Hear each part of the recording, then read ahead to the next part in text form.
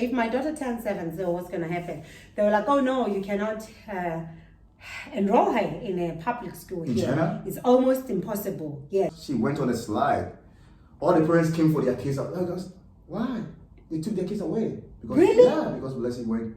Bringing a family here or starting a family in China, it is possible. Mm-hmm. As long as both parents, they've got strong characters.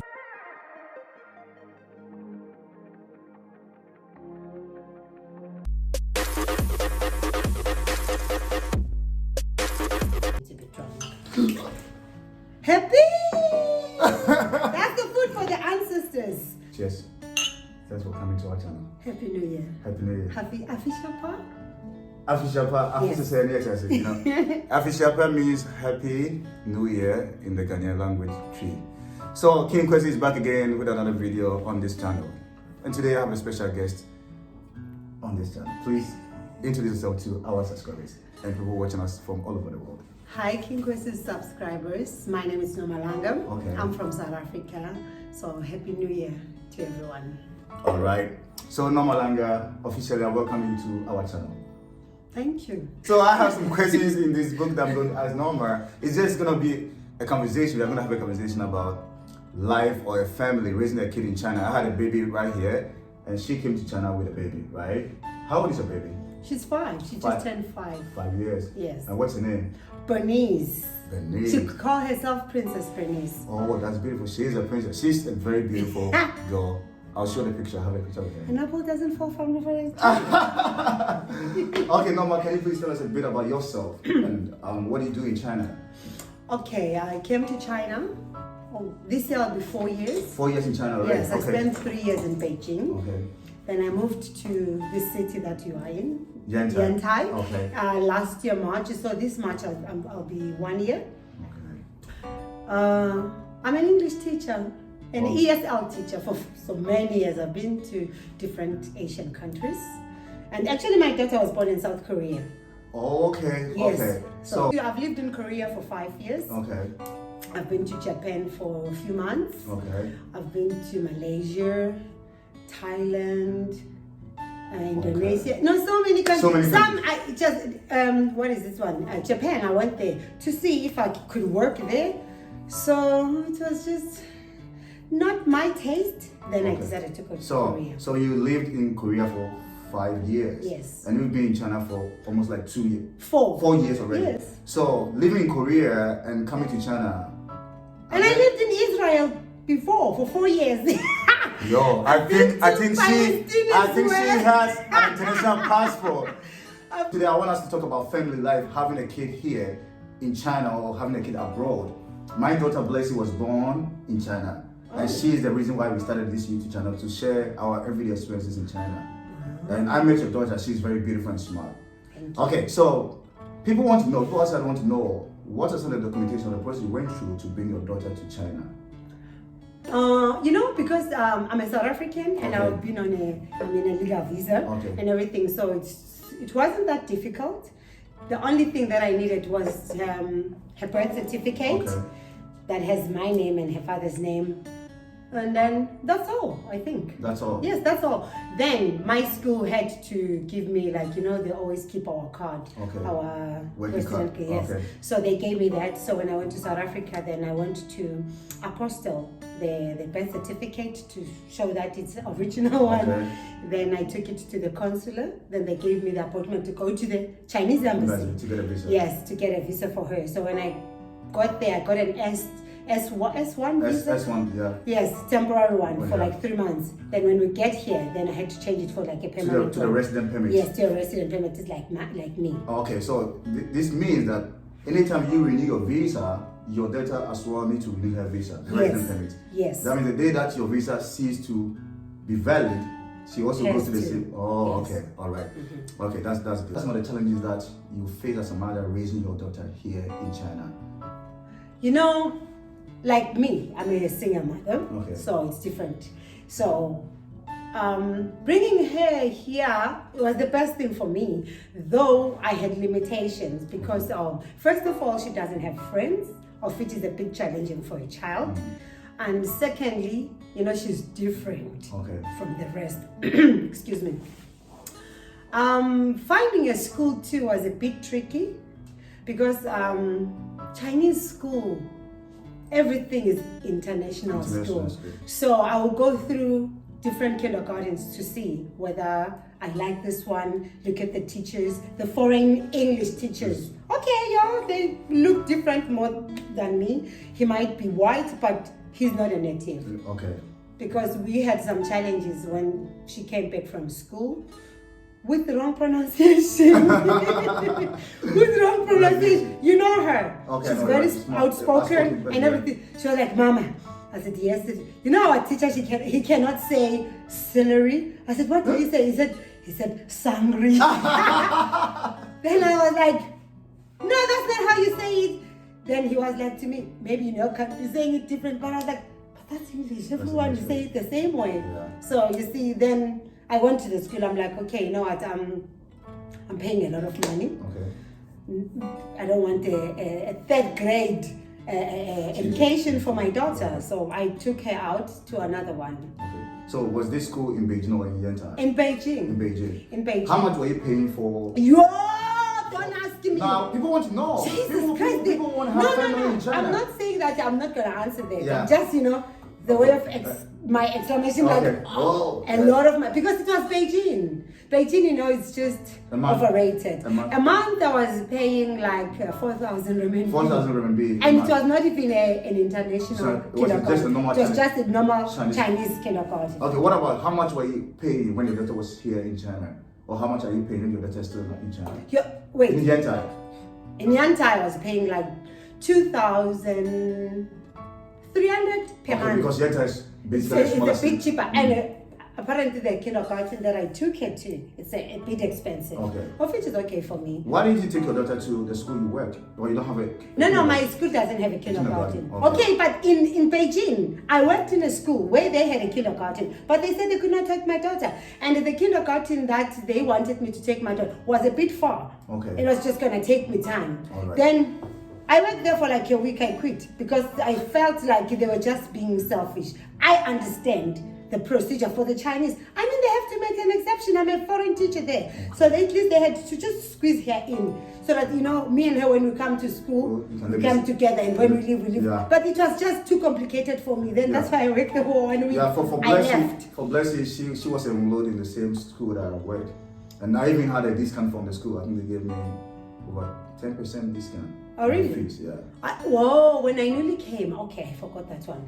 I was in Tianjin in a kindergarten, so I got about 85% then. But I left her in South Africa. I didn't want to bring her because I needed to see how things are. Okay. But the thing is, me with kindergarten, never. Okay. I'm a big girl, you can see. So working in a kindergarten is just a hell of another thing. No, I can't. All right. So, did you hire a nanny for your daughter when you brought her to China? No, I couldn't afford to pay. How much were they charging you for a nanny in Beijing? Because my daughter had to go to kindergarten first. Okay. Because I needed her to do, because she was not that young. When she came here, she was 2, almost 3. Okay. When she came to China, she was almost 3. So she needed to be in school with other kids. So personally, I didn't feel I needed a nanny. Then I would go, my time and her time to school, it was almost the same. Then when I go to work in the morning, I send her there. Then when I come back, I pick her up. Then that's it. But I had a friend. I have a friend. She had a nanny. She gave birth in South Africa, but she came with the child here when she was a few months. Okay. Then she had a nanny, but I'm not sure how much she paid. I wouldn't lie. So you don't have an idea of an estimated amount of money? Of a nanny? Of a nanny? No. I wouldn't lie. No, I don't. Okay, that's right. That's right. So you talking about the challenges that you said that your daughter had no friends in China. So what are some of the things that you put in place for her not to feel that kind of vacuum in her life? Like, I have no friends, I'm lonely. What did you do as a mother? Wow, that one was a bit tricky. But because my daughter, she's easy like Sunday morning. I'm telling you, she's so easy like Sunday morning. Okay. So, I would just, another challenge she had, because she was staying with her grandma and her grandpa, she was not speaking even English. She just spoke, a basic English. So I had to teach her how to speak English. So in 4 months, she was fluent. That's very I'm good. not joking. That's Like 4 months. I'm not exaggerating. That's how her mind works. She grasps everything. She's a smart person. Yes, she grasps everything very fast. So in 4 months' time, she could speak English. Then that was my priority first. Okay. To get used to be speaking with other people, not only me. Then after that, then I was like, okay, now you have to learn Chinese. And I had to make her understand, young as she was, that we are from South Africa. Okay. We don't look like them. We speak differently, and we look different. Our hair is different. Everything about us is different than them. So they will be saying things. Funny things about your hair, your skin, and all that. I didn't say funny things because I didn't want to pollute her mind. I said they will just ask you about your hair and everything because our hair, it grows differently from them. So because she was young and she was still learning a new language, so it wasn't a problem to her. So I would just take her to the park. So she would try to play with other kids. If they don't play with her, she would play by herself. Just like Blessing. Yes, she would just play by like herself. Blessing, yeah. Just like She started having her imaginary friend. It's like, oh, she'll be talking. Yeah. This is who I do. Then some kids, they were nice. They started joining her. This like this. So every time their parents are calling me, Oh, okay. she's always at that place. Then I'm like, oh, they should come to my place. They're like, no, it's okay. I don't know, maybe they don't trust us with whatever. Then, so they would call. Then that's how she got friends. Okay, that's weird. Then when it's when it's at first, with Kwesi probably it's a bit challenging. But when they get used to you, the kids. Some of the parents, they are just mean. But the kids, they just want to play with that kid. Yeah, they don't care. I remember. But because of the kid once dead, then the parent has to be soft. They I have remember, no choice. I remember there was this day I sent Blessing to the playground to play, and as soon as she went on the slide, all the parents came for their kids. I was, why? They took their kids away. Because, Really? Yeah, because Blessing went to the slide, they all took their kids away, and I was like, Wow, that's mean. that's me. So I think a kid growing up in China, sometimes it comes with a lot of challenge when a kid doesn't look just like the average kid in China. Yes. So for me, what I did even a situation to even build Blessing's confidence was teach her about where she comes from, why we are different, and all that, even our language. And I introduced black dolls to her. Yeah, my daughter too had a black doll because I it. hated doll when I was growing up. Even when I told myself when I become a mother, I'm not gonna buy a doll because there was no doll that looked like me. Yeah. So there's one time I was just browsing on Taobao. I saw this doll. It was before she came to China. Then I got so excited. I bought it. I said, you know what? And she was wearing the Ghanaian traditional. What is it? Kente. Yes. I was like, I'm buying this one for my daughter. Then when she came, she was like, oh, this one looks like me. I said, exactly. Yes. Exactly. But we as black people too, we need to learn something because some of the people, when they look at that doll, they're like, oh, she's so ugly, she's so dark. What the hell? What do you mean? What do you mean? So I just got so sensitive when people had to comment because her doll has been with us everywhere we travel. She's been there. That's great. You're everywhere, the doll, and she lost the clothes of the dolls at some point. So the doll was traveling naked. So your daughter is still 5 years. So imagine you're going to stay in China for maybe the next 6-7 years. That means your daughter needs to go to the primary school. Are you going to let your daughter be enrolled in the normal Chinese primary school, or you take her to an international school? An international school in China, I know, is very, very expensive. Okay, I find out whether it was possible because when I was living in Korea, some of the teachers, their kids were studying the same Korean public school. Okay. So it's very easy. So I thought even here it's a normal thing. Yeah, right. Then I asked that, okay, if my daughter turns 7, so what's going to happen?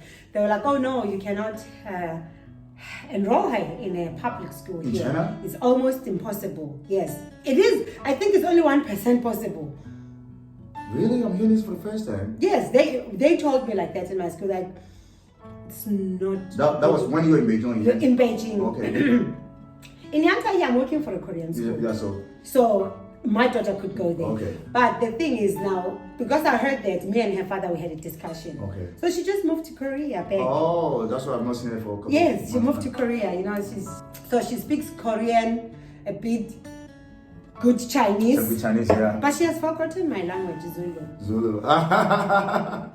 It's Yeah. not funny. But it's I not- thought she was pretending, but I just realized that, you know what, I started speaking so much English with her, then Zulu was just, you know, casual thing. So now that I've just realized it, then she's like, okay, but there are, in her surroundings, no one is speaking Zulu, so it's understandable. But it just kills me to the core, because if I go back home, I will look ridiculous. No, let me tell you something about Blessing. What happened when Blessing was in China? It was also very difficult for her to speak the local Ghanaian language, though she could understand perfectly whatever I tell her in the local language. She moved to Ghana within just a year now. Like next month going to be the year that I went to Ghana, and Blessing speak like a local girl that was born in Ghana. Yeah, because they are kids. They are kids. Their So, mind, you know, it's that's like what a I'm sponge. They grasp everything. Right, that's right. So it's not a big deal. Once in a while, take her back home to South Africa. Let her be with the people. She might not go to South Africa. She might go to Nigeria. Who knows? You see, that's another thing. Their father was like, why are you complaining? Because you cannot even speak my Nigerian language. Okay, to say. You see, the Oga was like, why are you worried? She's speaking with me, everything is... Because we don't know whether we're going to go back to South Africa or to Nigeria. You see, it's another thing. But the thing is, when she goes back home, not every kid speaks English. Right. So they were looking at her. Umlungu with a white black person, a black white person. I don't know how to say it, but I'm like, why would you be talking like that? Are you white? Okay. You see? Right. In your candid opinion, if people want to come to China with their kids to have a family or raise their family, bring their kids here, or people want to start family in China, can you just give them a bit of advice, things that they should do to help their kids adapt to their new environment when they are being brought from all the way from South Africa or Ghana or any other country and coming to a country that looks very different like China? What one can I even tell them? Bringing a family here or starting a family in China, it is possible. As long as both parents, they've got strong characters. If you have a strong character, you'll be able to raise your kids here. Okay. Then you will make them to understand that, hey, we live here, this is how we are. Then, you know, you boost your kids' self-esteem at a very tender age. Then they can survive. Okay. But if not, the parents themselves, they are not strong. Oh, I don't know. You know what's going to happen? I don't know what's going to happen. But it is possible to have kids here. You know, Chinese though, they are not as bad. It depends where you go. Okay. Like when I moved to Yantai here, it was different. It was very easy for me and Bernice. The community where I live, people, they were just welcoming. So, like when you said, when Kwesi went on a slide, everybody went to take. I've never experienced such a thing. Instead, they will come in numbers. Everybody will start becoming a photographer, taking pictures, all these things. You know, I would just stay as far away. Then I would tell her, but the only thing I would do, I would tell my daughter that don't let them speak bad to you. If they do, speak back. Tell them that you don't like what they are saying. You don't do this. You don't say that. We are all human. So tell them in Chinese. Let them understand that the same thing, the bad thing, if they say to you, then you say to them, they will feel you have the same. Of course, because she's young. I cannot just say, be mean. She wouldn't understand. Exactly. So me, I cannot say nothing because I don't speak no Chinese. So Chinese are just getting better. I think maybe 10 years to come, things will be a little better. Right. And it depends which city you are in. Right. Or maybe which environment you Where find yourself in China. Right. Yes. That's right. So they are not all that bad. I cannot say, they're bad. All right, that's great. So, thank you so much, Norma, for coming on this channel. Right, I'm so glad that you share your beautiful journey experience out here with us. And I think this video is going a long way to help people out there. I just hope it does. So I just want to say that, Africans, they mustn't be discouraged to come to China. Okay. It's not as bad as as we hear. Sometimes, you don't have to believe everything that you hear or you read. You know why? I think South Africa is the only country in Africa that is considered as native. So because for you guys, you have good opportunity in China. Yeah, because maybe we have white people. Exactly. As South Africans. Exactly. Probably when they were putting us as native country, they were not thinking us blacks, they were thinking us just white. They're working our favor. So it's working, yes. South Africans, you guys have a great time in China because of Oh. You guys are considered native speakers. But for us or other people from different parts of Africa, it's difficult. You know, because I've never been treated really bad. You know, I've never. The only thing they ask you, where you from, then when you tell them, they go, oh, you know, they say, Namfe is yeah, number one, very good. It's a big country, yeah, in China. Okay, probably if you say it like that, maybe it's not the same experience. It's not the same. It's not the same. Yeah. Okay. So, right, this is the end of our video. So, now tell them to subscribe and tell South Africans who will be watching this video. My people in South Africa, bani press the little button in a notification. Nalo pele, ngisho niyabona pressani lapho nibaqha.